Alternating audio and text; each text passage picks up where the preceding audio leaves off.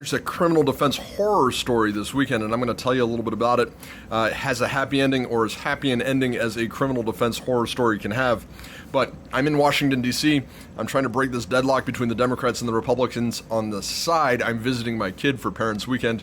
We're doing the thing, we're going around, and I look at my messages, and I see a message from our answering service from my client's girlfriend, and she's like, "Hey, your guy just got arrested, and it's for violating a no-contact order."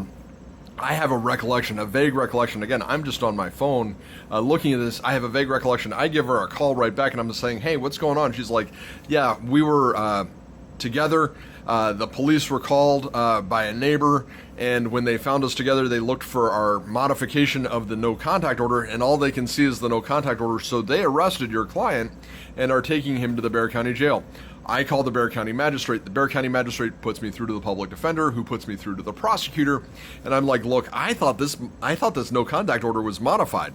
And I'm just absolutely, I'm a little bit freaking out because I have a recollection of modifying it, but now I need to find proof of that. And why is it showing up in the system if I'd had it modified? So I start going through my text messages, and with the subject of the no contact order, I have this exchange. She basically says, "Hey, did it get signed?" And I said, "Yes." And she says, "Send me a picture." And I said, "Okay." And I send the picture, and she's like, "That picture's too blurry."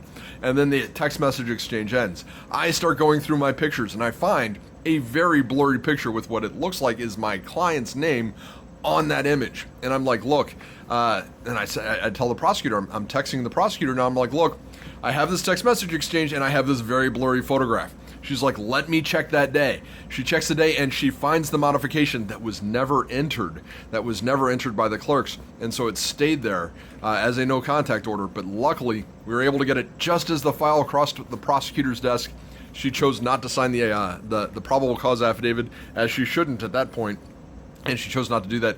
Thank God I had a prosecutor working with me on the other end. Thank God we were able to look at it and find the information that we found, and that my guy was then released, having only had a trip but nothing more, to the police station.